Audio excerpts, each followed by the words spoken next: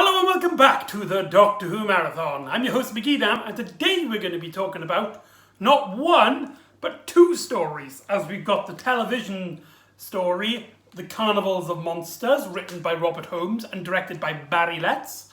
And we also have the audio drama Peepshow from the Diary of River Song series, which ties into Carnival and Monsters.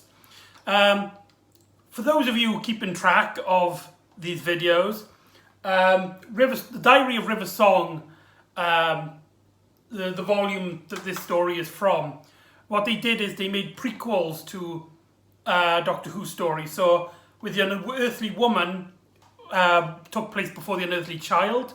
The Web of Time took place before the Web of Fear.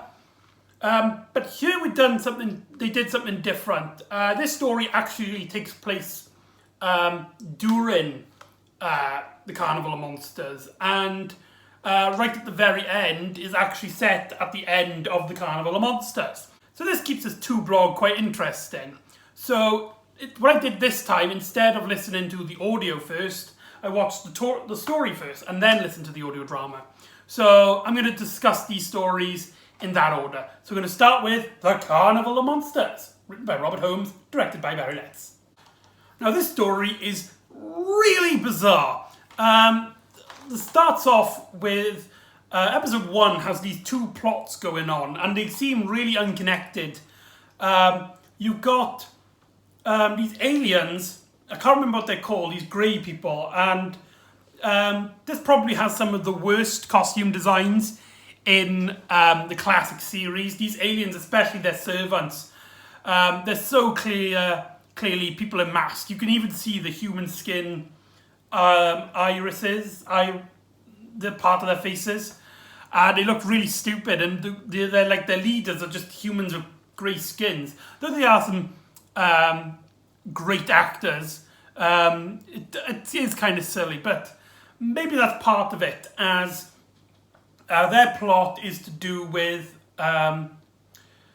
holding these two carnival entertainer-like people who go around the galaxy entertaining people with this device, which is basically like a TV, only you have little creatures inside of it, so you can watch it. So it's basically like an ant farm. And whilst this is going on, you see the Doctor and Joe land on a boat in the 1920s, in which there's a girl and her father on the boat, and she is kind of taking a fancy to one of the boat's leading men. I believe I can't remember if he's not the captain, but anyway, it's important to note that this character is played by Ian Martin. Ian Martin is a huge part of Doctor Who, later playing the Doctor Who companion Harry Sullivan during the Fourth Doctor era, and he wrote many Target novelizations of the novelization series. In fact, he might be the second biggest writer for the books, just under Terrance Dicks. So he has a very big legacy in Doctor Who, and this was his first time being involved in the show. But the characters aren't that interesting. It's mainly their plot that they are there for, in which the Doctor's trying to work out what's going on, because he'd set the TARDIS to go to the planet Metebelis 3, which is the first time it actually gets mentioned, which is really cool, which builds up onto later stories. And like I said, it actually lands on a boat in 1920s, but something doesn't feel right. They go into the cabin and hide and watch this event play forth of the daughter and the father coming into the cabin. The father's going to stay there and read, and the girl's going to go with Ian Martin's character on a little sneaky date. And the father falls asleep and the Doctor gets up and stuff, and then all of a sudden a dinosaur from the prehistoric times just starts attacking the boat, which, this is actually the third story in which something like dinosaur-ish creatures from Earth's history have come back. So there's a little theme going on there with this third Doctor, and it won't be the last time as well.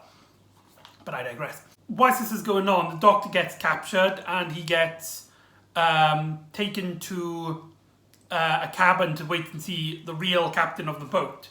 However, before they go there, he sees something on the floor, and him and Joe can see it, but none of the crew can, making the Doctor believe that they have been programmed not to see it in some way, shape or form. And so Joe and the Doctor then escape from the little cavern, and the Doctor is trying to examine the thing on the floor, and the Doctor needs a tool from the TARDIS. So they go into the TARDIS, and then that leads into our first cliffhanger, in which a giant hand comes out and picks up the TARDIS. It's probably easily one of the best first cliffhangers, up there with the Daleks' first appearance in Dalek, and this might be the best non-recurring villain reveal cliffhangers out there. It's such an iconic shot. It's one of those images I distinctly remember watching on TV, on video. I apologise. And then episode 2 kind of reveals what this is happening, as we cut back to the other subplot about the aliens and their small TV thing, and one of them has got his hand in it and he takes it out and he picks up a little tiny TARDIS. So the Doctor has been miniaturized and put into this device, and we have like a little escapade. And the rest of the story is really just like a run around as the Doctor goes from scene to scene, as he escapes the boat program, shall we say, and he goes into like a wasteland. It's not a wasteland, like a moor, and he gets encounters with the mighty Drashheads, these giant monster things, which are like a recurring meme in the Doctor Who community. The way they build them up is hilarious, as the guy who owns this TV shrinking thing says it's his most fearful creatures in the thing, and all of them he can program to an extent, except for the Drashheads. And what we see is he does this thing where he shows different creatures inside it as well, and we get a cameo from an Ogron from Day of the Daleks, and we also get a cameo from the Cybermen, making their only physical appearance in the Third Doctor era. It's literally like a second-long cameo, but it is really cool to see them there. How he got in hold of Cybermen is beyond anyone's guess, but I digress. So most of the story is like a run around as the Doctor keeps going in and out of this set of like the in-between, like the hardware of the stuff, and the Doctor works out what's going on this device. Now, an interesting thing to note here is that when he's talking to Joe about it, about this device, I can't remember what it's called. Is it called the Miniscope? There you go. The Doctor talks about in his past how long ago he was crucial on banning the microscopes, finding it a horrible catastrophe of freedom, and he stated that the Time Lords, he told the Time Lords and they banned it and stuff. So we got a slight idea on what the Doctor kind of did during his time on the home planet, which isn't named yet. He was a sort of, from what I can gather, a political figure of the ban and stuff. So that's kind of hilariously ironic, as Doctor Who would have many people complain around these stories that they were too violent for kids, and so they should be banned. So it's kind of funny how that all plays out. But it's a lot of the story. The way to word it is it's just fun. If you're looking for anything, there is a bit of deep political messaging. It's a Robert Holmes story. He's a active political writer. He writes with a political message in mind, especially with the whole idea of these humans being captive just for entertainment, to the other plot of these entertainers just trying to get by. And they even say they're not political, they are just there to entertain, and that's their only objective. But these aliens, which are kind of like politicians in themselves, who they basically feel like their military isn't as strong as it should be, and so they quickly feel that these people could be bringing bacteria or deadly weapons, and one of them is trying to set up a conspiracy against against the president or prime minister of their race, and so he uses this as a political advantage. So yeah, it's a very heavily political story, but this story is mainly for fun. It's not. I mean, there is a political message in it, and it is very in your face about it. But you can tell that the main focus of the story is just letting its viewers have a good time as the Doctors go in through this cavern, and you've got different settings and stuff.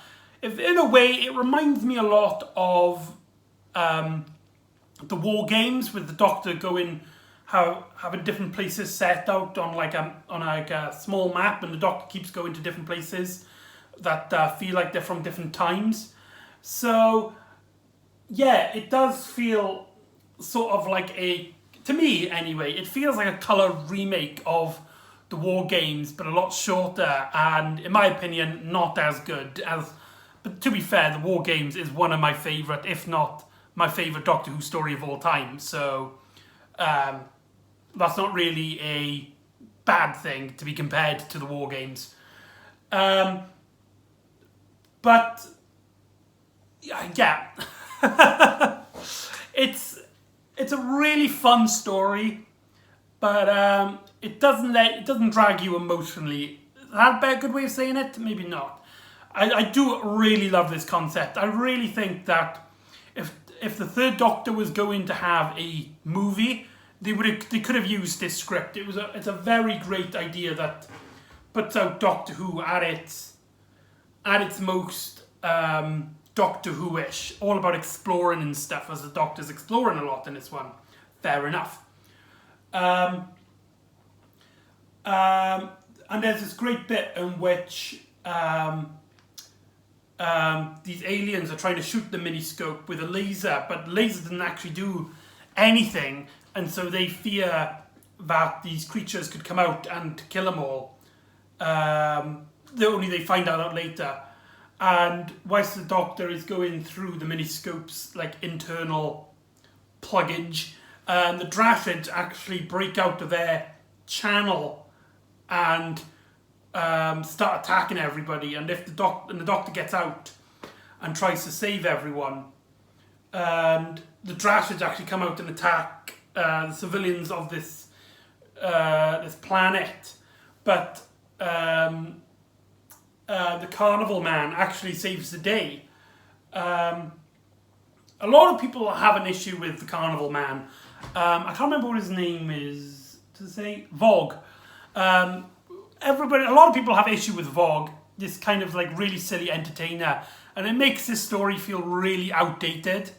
But I must admit, I kind of like him. He's silly, but he's not too silly. He's not, I mean, he's over the top, but he's not like 24/7. He does have his more mellow moments.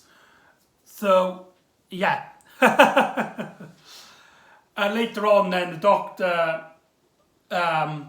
uses a device to shrink himself back to save Jo, and connects it with his TARDIS so that he can send everybody back into their main times and send them back home. And yeah, that's pretty much the story of Carnival of Monsters.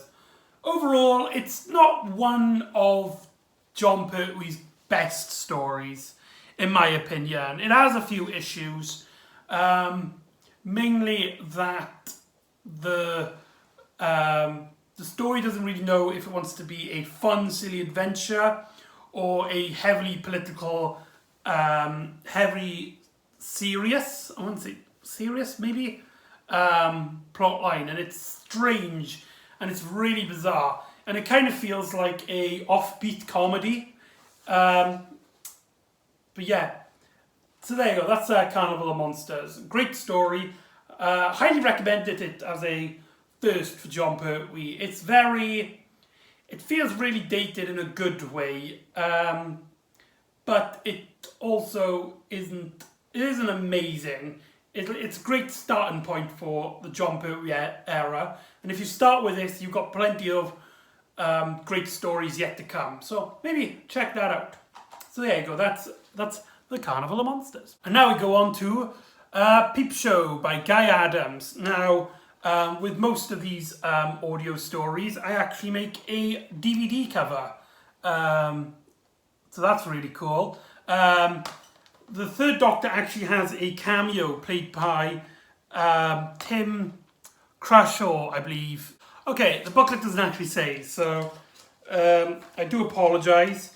But the guy who cameos as the Third Doctor had his own Third Doctor adventures for Big Finish. But it's a cameo in the story, but he is in it. So in my DVD, I've made it a Third Doctor adventure.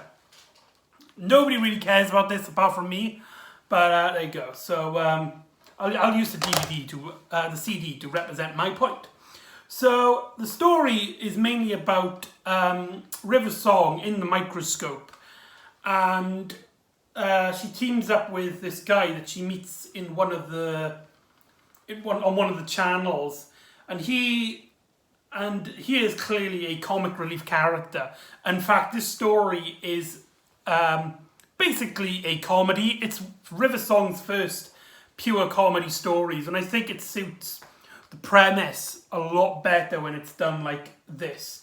Though, being an audio drama, it doesn't take full advantage of its premise of all these different settings and stuff, really. Thinking about it, that's kind of surprising. It only really goes one place, and most of them is set through the inside of the microscope.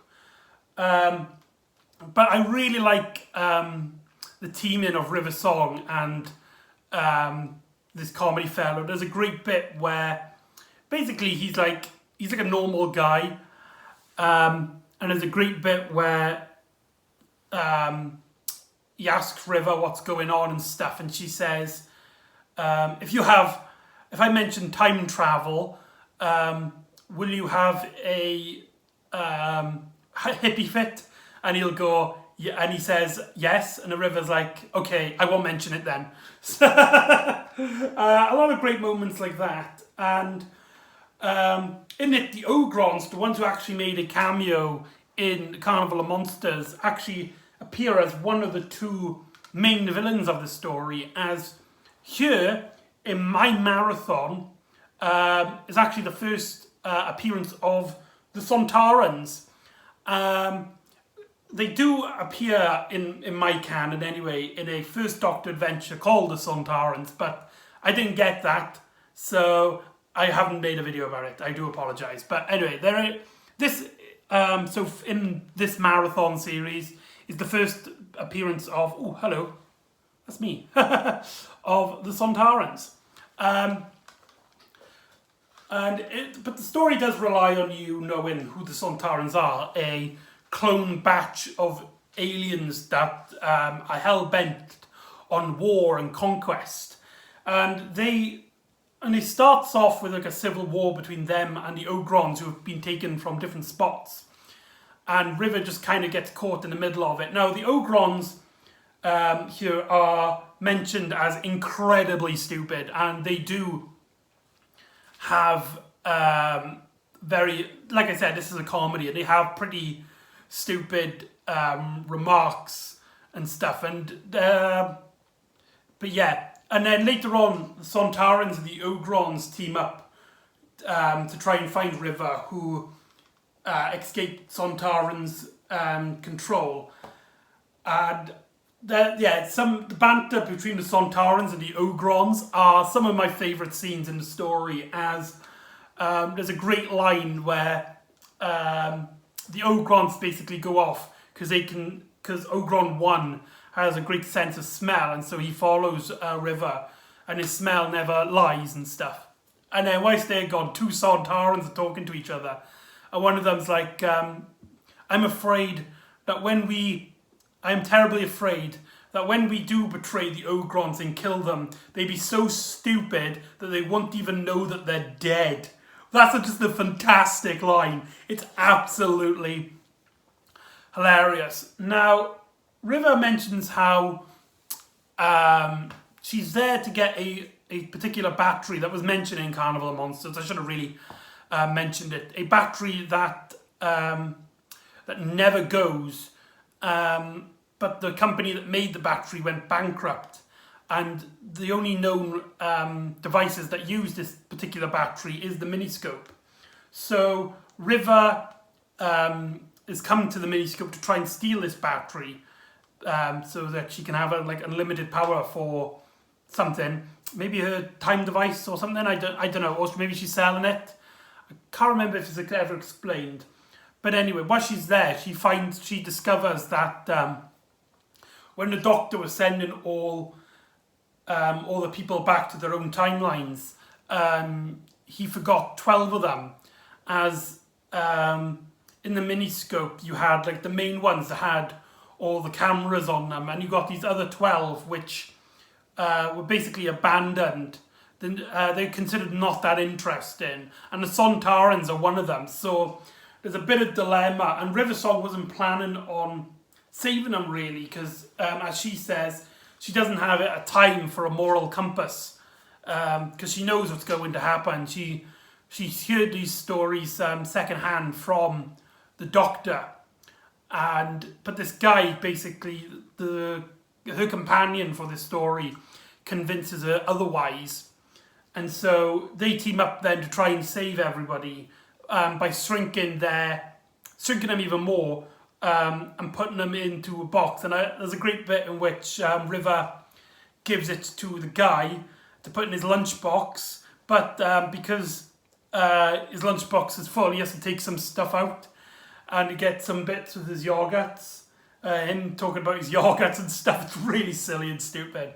The story does have an issue, not in its acting or writing, and it's in its sound design. There's a few moments where the music is playing way too loud and I couldn't understand a word the characters are speaking.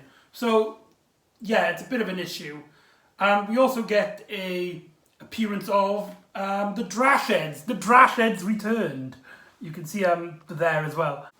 So the Drashheads, brilliant that they come back. The iconic sound isn't as memorable in this story, but it's nice to see them. So yeah, this story is mainly just a fun little joke around for Carnival of Monsters. And like I said, at the end, the River Song actually meets the third Doctor. Now, in my opinion, this is probably one of the weaker interactions between River and the Doctor.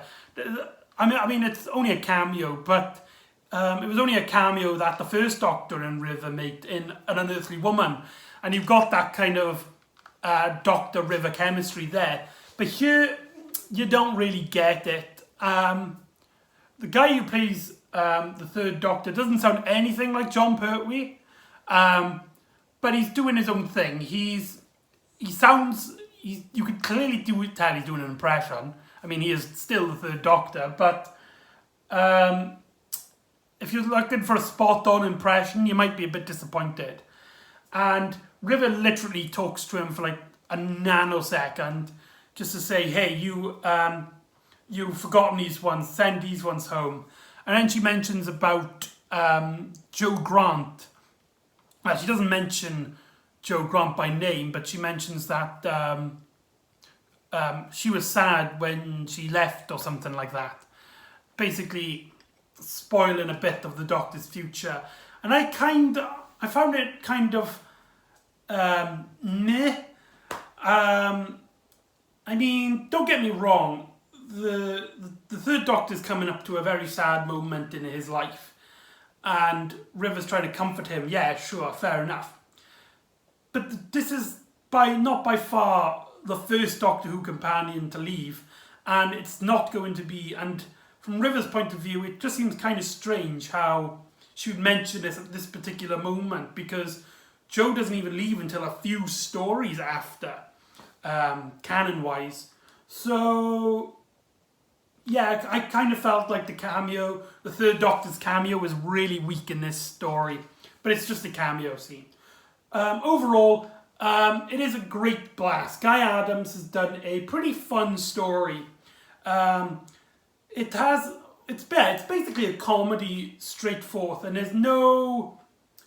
the problem is that there's no real meat, there's no grit to it. You kind of forget what happens to it later on. It's one of those kind of stories. You enjoy it for the moment, but when you finish with it, you finish with it.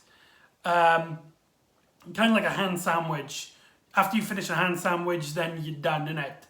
It's not like a cake where you eat it and then you enjoy it for a bit.